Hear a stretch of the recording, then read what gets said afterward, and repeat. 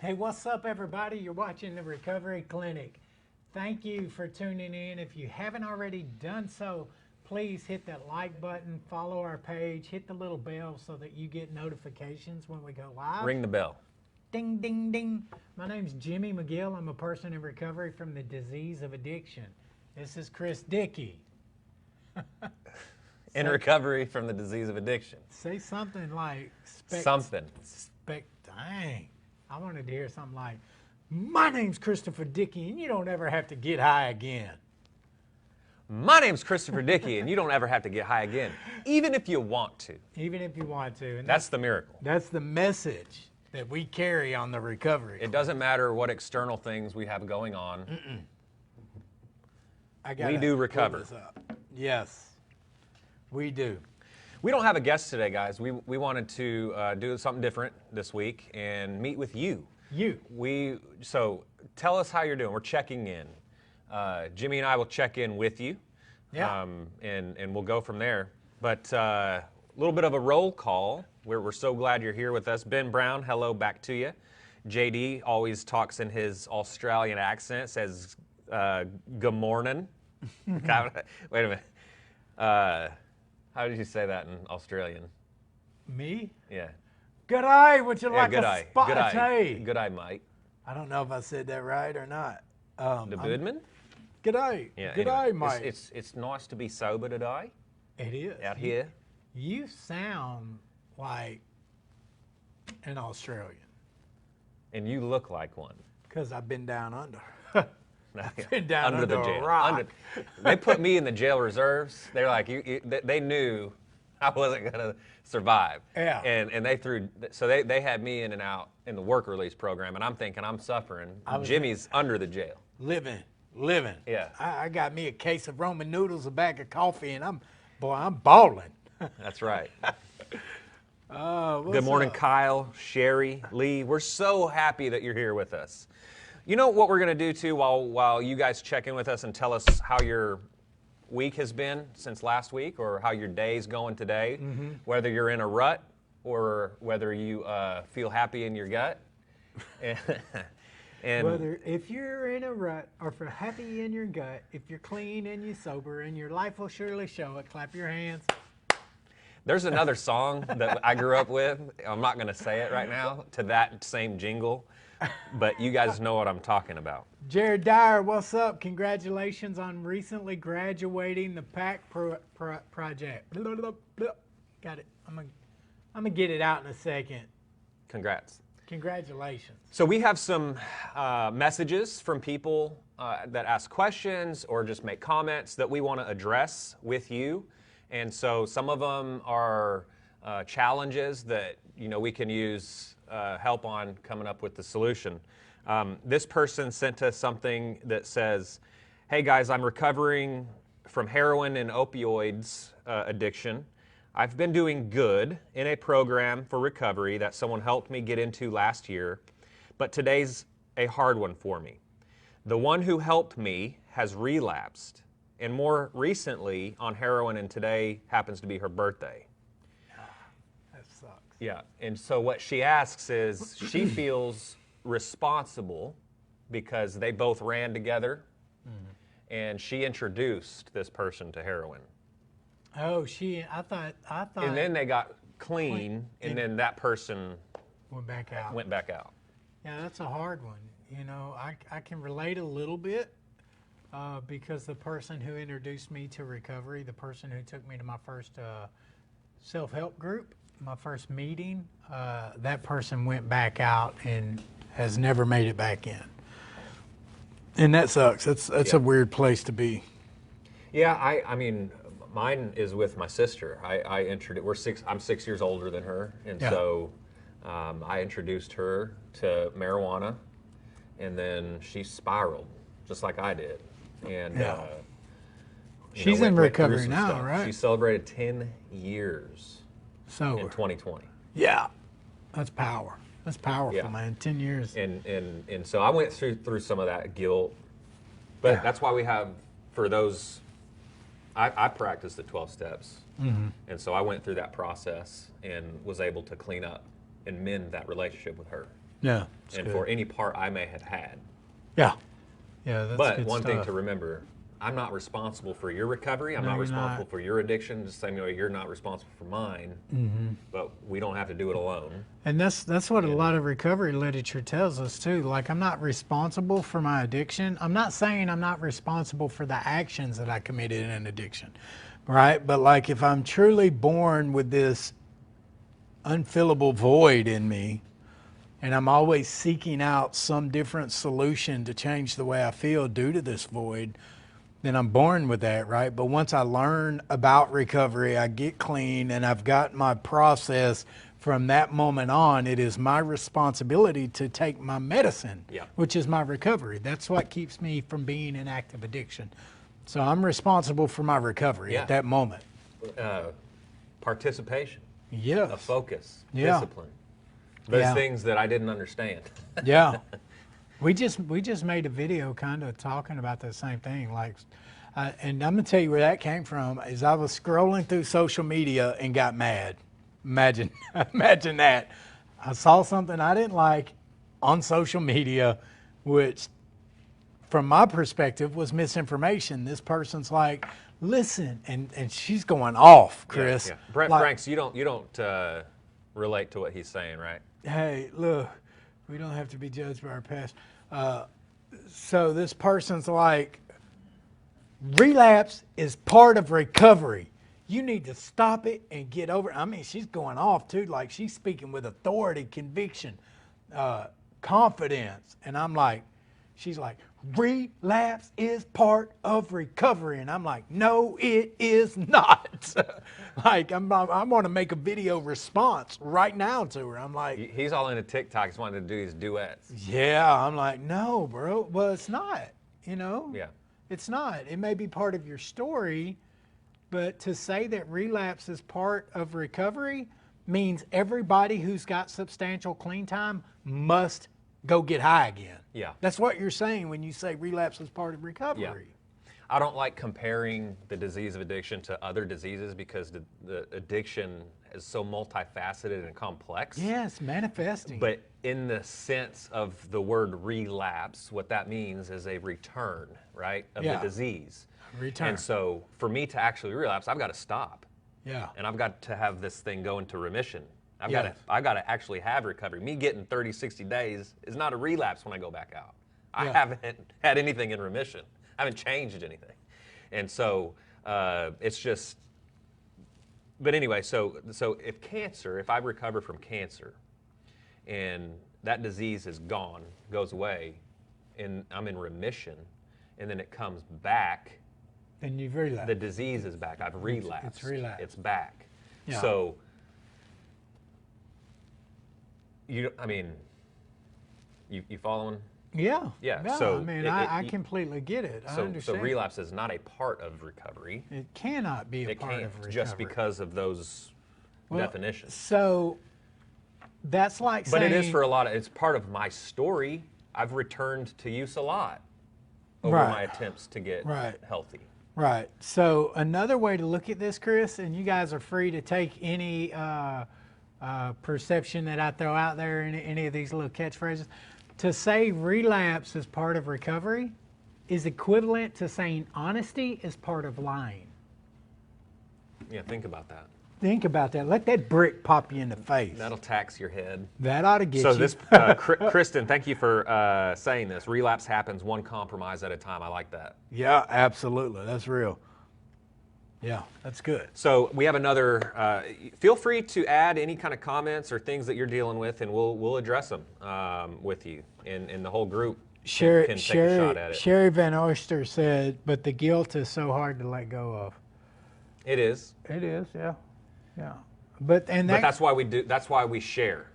That is. That's why we share it, because when I share my story and my struggle, I give it to you. I give it to Jimmy to kind of help me shoulder some of that stuff until I can work through it. I have this person sent us a message saying this statement, and I want your feedback on this. Routinely saying, I have an addiction versus I am an addict radically transforms our futures. Say it one more time. It's saying I have an addiction versus I am an addict radically transforms our futures. Now, I think this person's saying... That's absolutely true. Right. That's absolutely true. Because one of them is not taking responsibility for something, and the other one is owning it. Well, no. Am I not seeing that right? No, you're not. Why am I addict? One of the words are very important. Yes, That's absolutely. what we're talking. That's what this is all about. Right. Words are important. They matter. Yes, they by saying a certain word, when I say mud puddle, what do you think of? I don't want you to think of pink elephant right now. Don't think of it. Right. And back to my question, when I say mud puddle. I thought of a mud puddle. Okay, so And when then because I have a dirty mind, I thought of a white horse falling into it. That's terrible. So, like, to say I have addiction, that I'm a person in long-term recovery living with the disease of addiction, embraces addiction for what it is, a disease, a mental illness, right? To say I'm an addict triggers the negative image of a person living homeless under a bridge with a syringe hanging out his arm. Yep. No, that's not. You're an addict. Mm-hmm. You are a CEO of one of the largest providers in the state for drug treatment, and you're an addict. Yeah. Did you know that? Did you know you was an addict and a CEO? I do. Okay. So do you prefer to be classified as I'm Chris the addict, or I'm Chris a person in recovery from addiction? Because words are important. Right. Depends on what group I'm in. Yeah, if I'm in a meeting, I'm like, I'm an addict and I'm driven. So I like that little statement. You guys think about that, though. Words matter. For me, when I came into recovery, someone just explained to me that my mind was like a computer hard drive, and that I had a negative, I had written a bunch of negative information on my disk space. He has a virus. Like 250 and he's already 250 terabytes of negative information, right? Yeah, and energy. And so they said, recovery on purpose, with a purpose, doing small things each day for my recovery overwrites that negative information. And over time, here's how I explain it. In early recovery, I felt like a dirty glass of water. Well, I hear a lot of people that feel just dirty when they come in from all of the things they've been engaged in. They aren't dirty people. They just feel that way, like me. And so each day when I do something for my recovery, something positive, call and check in with somebody, show up to an appointment on time, keep that appointment, right? And pay my bill. Those positive things that make me feel good. Mm-hmm. It's kind of like I'm afforded a clean drop of water in that dirty glass. And over time, what happens is that glass of water is cleaned from the inside out, because when I get enough clean drops, it just creates. So I'm looking at a whole bunch of clean glasses of water out there, because you all are participating in your recovery, and you're showing up one day at a time doing something positive for your life. One little bitty drop. Doesn't have to be some kind of crazy thing. Drop at a time. Right. It's going to take a long time to wash your glass. Recovery is a inside job, right? So it is. We're clean from the inside out. Anyway. So I'm curious. Let's read what Lee Hand said. It doesn't label you when you say it that way. Brett says he prefers person in long-term recovery. Ashley Costa says, I am in long-term recovery, but I want a newcomer to hear me say that I am exactly what I am, so that I am no different than they are. Make sense? Yeah. That's as clear as a mud puddle. That's as clear as a mud puddle, Ashley. So here's the question. Type this in the chat box. If you're publicly speaking as a recovery advocate, not in a 12-step meeting, not in a self-help group, we know how we identify an atmosphere of support. But if you're speaking to a non-addicted audience, is it better to say I'm a person in long-term recovery, or is it better to say I'm Brett and I'm an addict? when trying to break the stigma, the cycle of thoughts that our country and our world comes to their mind when they hear addict, I'm just curious, how would you guys say it? Yep. So this person says, sometimes I get triggered when I read posts of a person in active addiction and they talk about what pills or drugs they take. Like, I know it's stupid, but I feel jealous in a way. Like that they have all those drugs at their disposal and I want them, LOL. I just am very weak right now. Yeah, I get it. Stay off of that. Yeah. And that's a simple one. Dude, hey, listen. If you get triggered by what you're reading, don't read it. But on the flip side of that, let me just be all the way 100 with you. Do it. If you're in recovery, I mean, if you're clean right now and you want to get high, welcome to recovery. We all want to get high. I just can't. I used to pop. It used to pop into my head, and I try to shake it out. Yeah. Now, let me tell you, the first time this ever happened to me, I'm thinking about drinking. My mom's driving me to an appointment, and I'm like, I need to tell somebody this. That's what they told me. Yeah, get it out of your They head said, immediately. Get it out of my head. Yeah. And I'm thinking there's something wrong with me, and I'm like, can't get it out. Why is the spiritual principle honesty in step one? Because it's so hard. And so I'm being honest with myself and trying to be honest with someone else. Yeah. I finally get it out. Yeah. And it comes out all sideways and broken English. What'd you say?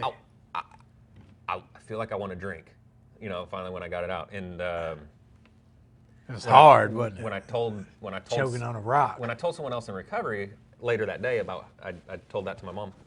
They're like, yeah, that's normal. Did you forget that you drank every single day? Like, it's perfectly normal for you to want to drink and have that come into your head.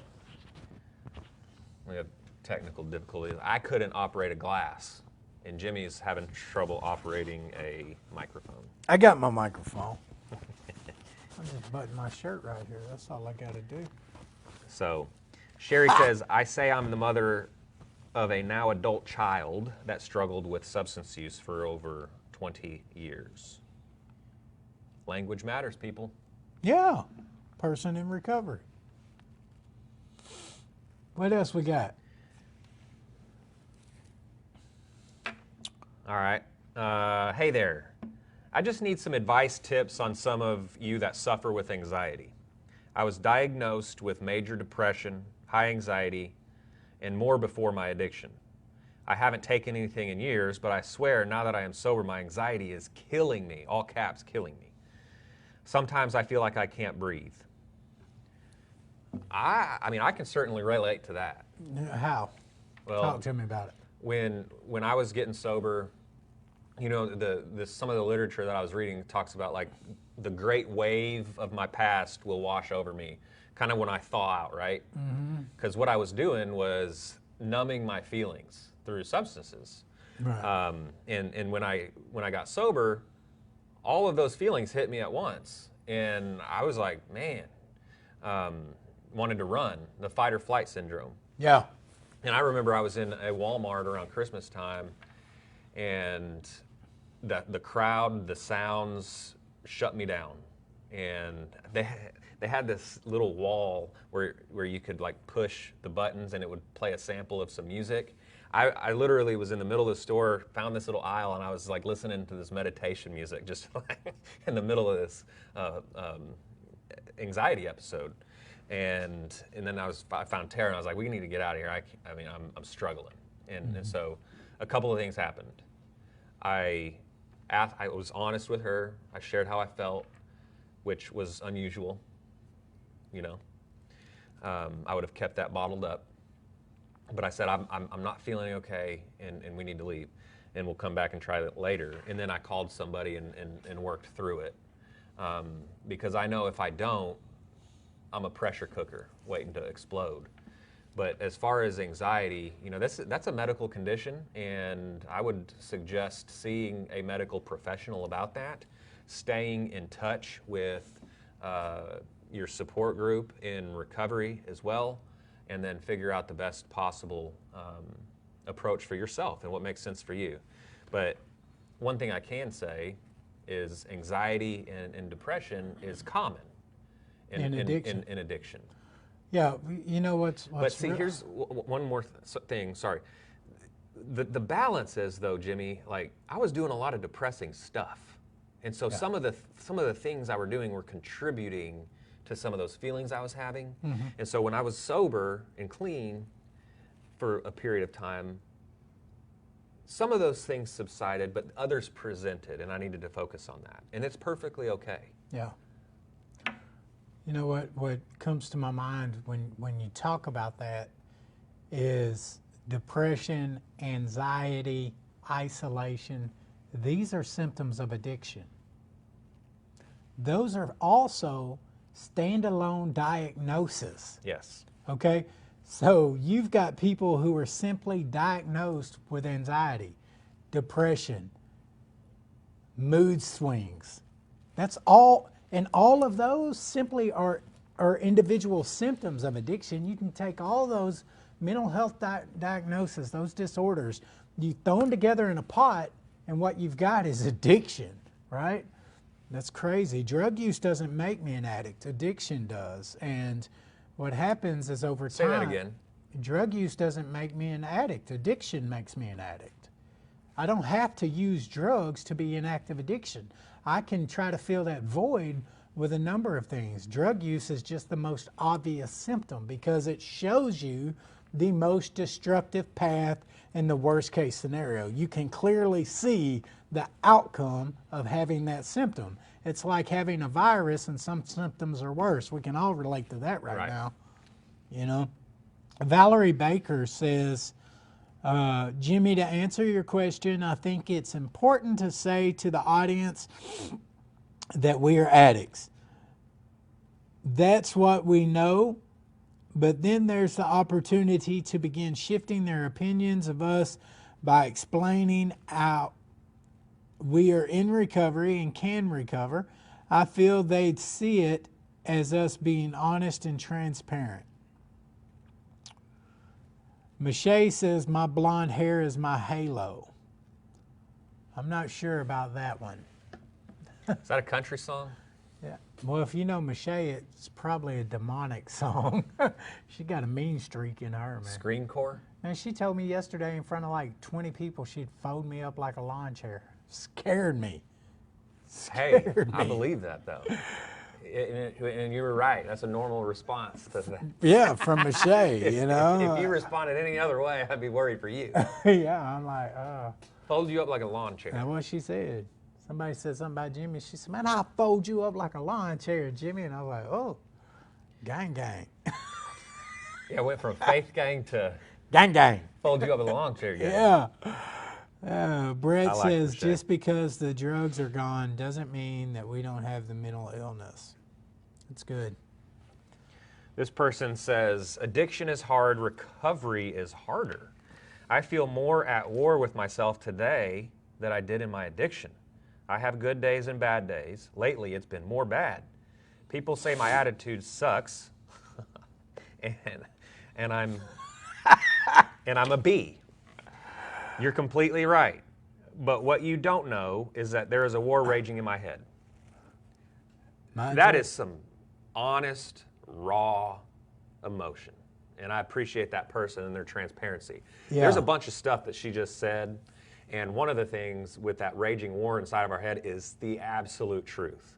Addiction knows it lost a foot soldier in me, in you, who are watching and in recovery. So don't for a second think that addiction has forgotten my name. Yeah. And so when I first got into recovery, it was like this tug of war going on. Yeah. Like constantly. Two beasts inside of just you, pulling back and forth. And what you taught me was the side I focus on wins. Yeah, the one you So feed. the really scary thing about that statement is more bad days than good. Yeah. And we want to prevent that spiral because I know what's going to happen. I mean, you can see the right writing now, on the wall. Right now, there are more bad days. Here's the deal. With every day that we stay clean, every day goes by that I don't put one in me, that's a stronger, that is a solidifying victory for me to strengthen my recovery foundation. I don't have to get high. Even if I want to get high, I don't have to get high. I've seen grown men with 10 years clean sit in a parking lot of a meeting with tears streaming down their face because the obsession was there, and they were successfully combating it by applying the tools that we've been taught how to use, right? Like, I don't have to use. So those bad days, they pass. Yep. They pass. And with each day clean that I don't use, I'm that much stronger. My message is that much stronger. And when I start giving that message away to newcomers, I'm reminded of how I stayed clean. And I'm most likely to lean on that like a brick wall. Yeah, and you kind of bring something up that I remember. Life is not a continuation of present circumstances. Life's always changing. And Sound like you learned that in college. When it feels like nothing's ever going to change and it's going to be all bad, remember that life is not a continuation of this present circumstances, what we're going through. I've been recently dealing with something, and it's taken actually, 3 to 4 months to kind of wade through and keep pressing and keep moving. The only thing different is, as opposed if you're comparing addiction versus recovery, is I'm not alone. I'm sharing, I'm venting, I'm talking, and I'm working through it. Yeah. And I'm the light at the end of the tunnel isn't the train coming how I felt before. It's just the other side. I'm almost through it. I can feel it. Yeah. And I love that about recovery is that, when we're sharing with another person, I've got so much hope for our futures. We are so brighter of a light together than I can ever be. Go into a dark room with your little phone light. You're not gonna be able to see much. But you bring in a group of 10, 12, 15 people, it's going to light up the whole room. And that's what we are together. And that's what I love about recovery. Let me ask you a random question. Ask me. I'm going to ask all you guys too. You think Albert Einstein was in recovery? Now, you guys are probably, I'm listening to Chris talk made me think of Albert Einstein. He's so smart, But why am I asking if Albert Einstein is in recovery? Look, all I know is I was too dumb to get into Penn State, but I was smart enough to get into State Penn. Ooh, that's good. So if you're watching and you're in recovery, I'm fixing to help y'all out. Because a lot of y'all run around saying some cliches and you don't even know where they came from. How many of you guys ever heard you can't fix your problem with your thinking? You can't fix the stuff in your head with the stuff in your head. Yeah, you can't fix your thinking with your thinking. How many of you guys have ever heard that in a recovery meeting? Type in, hit your heart buttons right now if you've ever heard somebody in a meeting say, you can't fix your thinking with the same thinking you created your problem. And they may use a different word. You get the gist of what I'm saying. Y'all ain't hitting them heart buttons. They must not have ever heard that. They've heard it. Maybe they've never been to a meeting. But Alfred Einstein said that. Yes, Alfred Einstein. Listen, Albert Einstein was the one who said that. And y'all running around thinking that came out the big book or something. Hey, I got to share this story talking about cliches. I was the biggest cliche there was, man. So my wife Tara, when we were early in our relationship, she'd come home from work having a rough day. She was a first-year teacher. First-year teachers have it rough, right? So she came home and she's like, man, I just don't know if I fit in there. And and I said, baby. Easy does it. Easy does it. Easy does it. And she looked offended. And she stormed out of the room, and I'm like, well, I'm just trying to help. Yeah, you trying to apply. John, I got cliches all day. Yeah, John. And so the next day, she comes in and says, oh my goodness, my mom is just riding me. I can't. And I said, honey. First things first. Let's focus over here. And she just stormed out again. I'm like, I'm just trying to help. Yeah. And the third day, she comes in and she's saying, her dad this time. Her dad's just not listening to her and able to understand what she's trying to tell and convey. Yeah. And I said, baby, baby, baby. And she slaps me. And I'm sitting over here with a handprint on my face thinking, oh my gosh, that hurts so bad. Why would you hit me? And she said, baby, baby, baby, this too shall pass. Yeah. Dude's out of there. Cliches. Cliches for days. Cliches for days. You hear that perfect rhyme? Because I used to make music back in the day. I just dropped this awesome original joke, and Jimmy wants to talk about his rhyming days. Was that a joke? Yeah, I wrote that myself. And Tara hates it. Tara hates it. But I really was. I mean, I was like this AA cliche. Like I was like the Peter Pan syndrome, right? Like everything's fine in Never Never Land in my non-reality. Yeah. But the truth was that she was supporting me and I wasn't working. And that first year teacher was bringing home the bacon, you know? Yeah, and problems, and you were clicheing her. I was clicheing her. And I was the problem. It was a big problem. Yeah, absolutely. Well, what we got, Chris? Where we at? Okay. That one we're not going to read on the air. I think someone would be, Ricky would be happy, right? Okay, let's see what Angie You all would be says. happy. Angie Robinette. First time listening in, and I am absolutely loving this. Laughter is good for the soul. Welcome, Angie. This is where you will find a nut for every screw, and you've got two people in long-term recovery sitting at the table trying to carry a message of hope during a pandemic that social, how do you say it? So dead. Social isolation does not mean social distancing. Did I say that right? I think so. Oh, Look, my gosh. I'm a hot mess, man. Yeah. Right. You should have folded up like a lawn chair. Yeah. Michelle, we got to clean up on aisle 3. Yeah. You need to mop Jimmy. Mop the floor, Jimmy. Listen, yeah.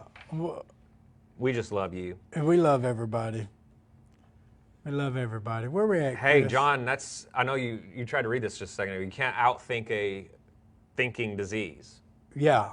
And so if you listen to John, you'll learn something.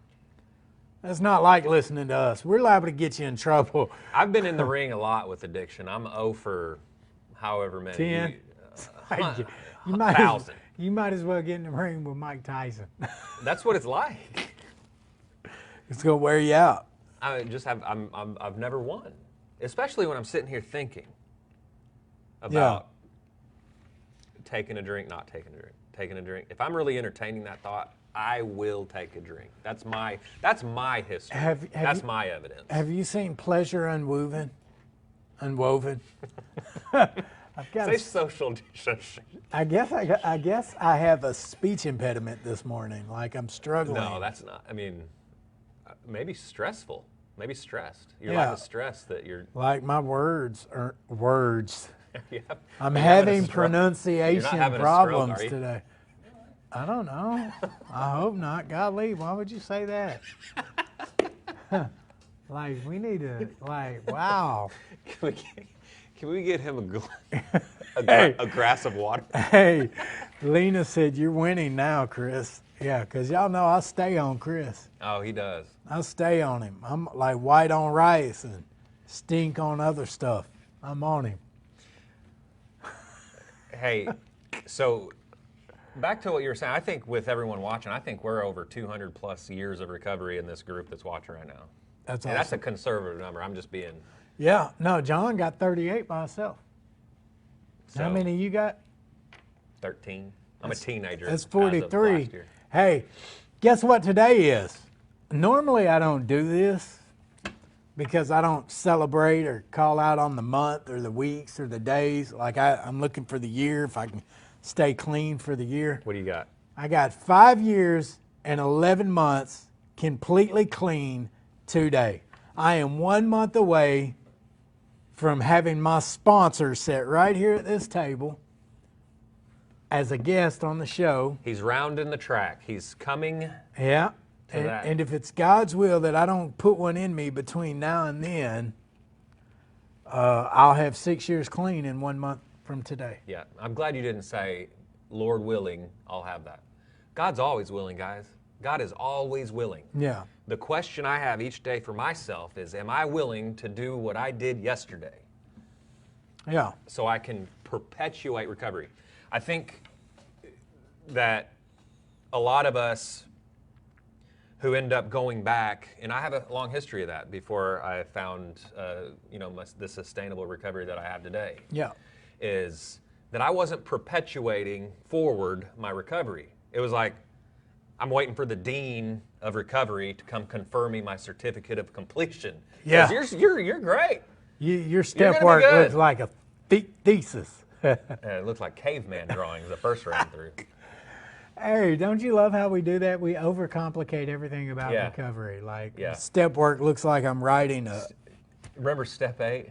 What Everyone about, wants to throw the all list. the oh my God, I don't know how to do it. And I remember you sharing this about guys, it's a list. We're talking about a list. Yeah. A list, literally. Like a shopping list, a grocery list, a list. Yeah, you're There's making a nothing list. to that. It's There's just you and a nothing to piece that. of paper. Right. You know what you did. Now put it on paper. It's a simple program for complicated people. Yeah, we will complicate a cup of coffee. Oh my gosh, do I want it filled to the rim, Ricky? Do I want the coffee cup filled to the rim? Do I need room for sugar? Cream? No, better not get no cream. I could just keep going. I'll tell you how complicated people make coffee. I heard someone standing in a Starbucks ask for a triple shot of decaf. Now, Shut up, Chris. I'm saying I can't do it. Listen, I'm saying to myself. I can't deal with this dude today, man. I'm saying to myself, last time I checked, 3 times 0 is 0.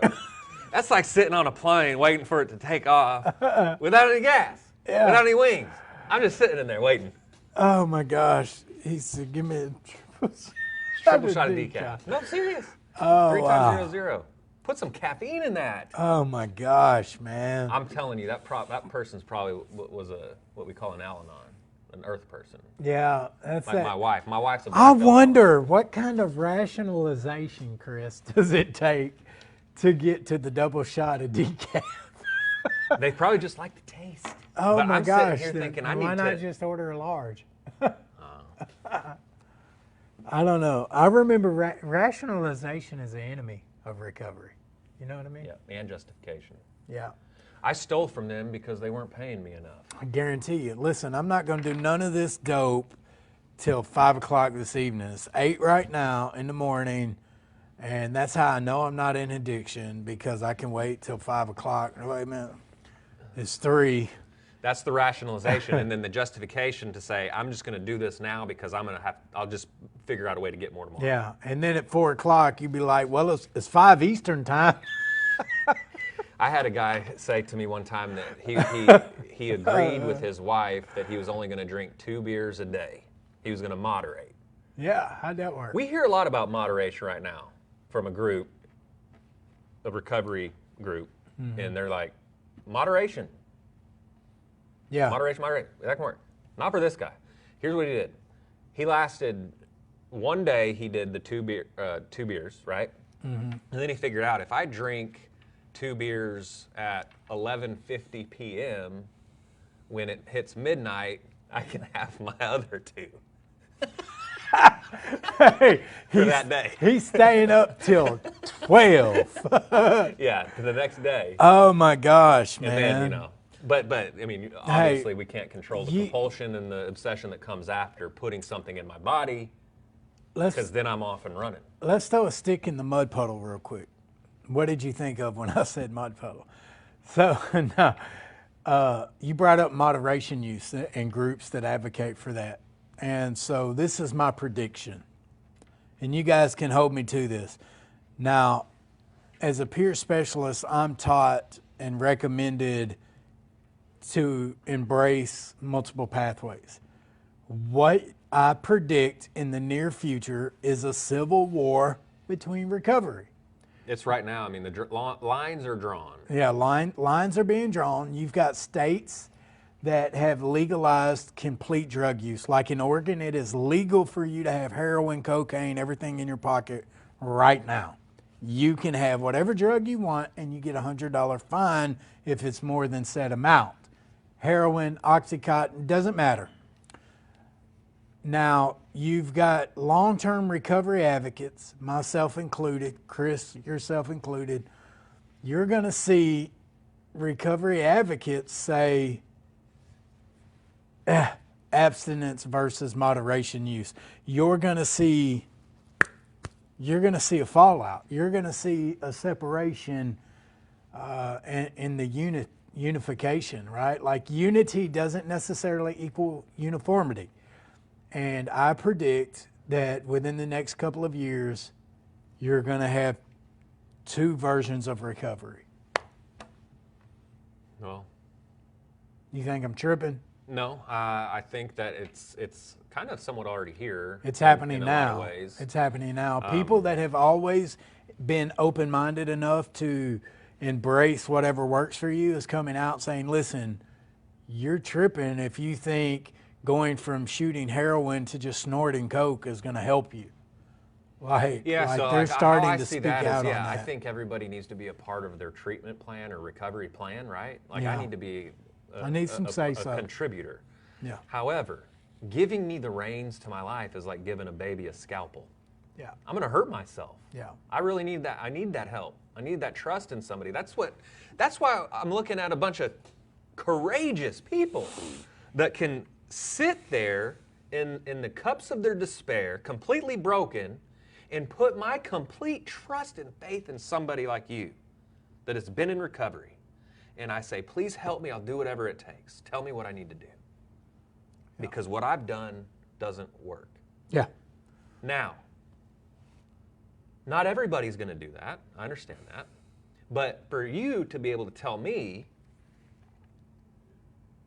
something like, well, why don't you moderate, is a death sentence for a guy like me.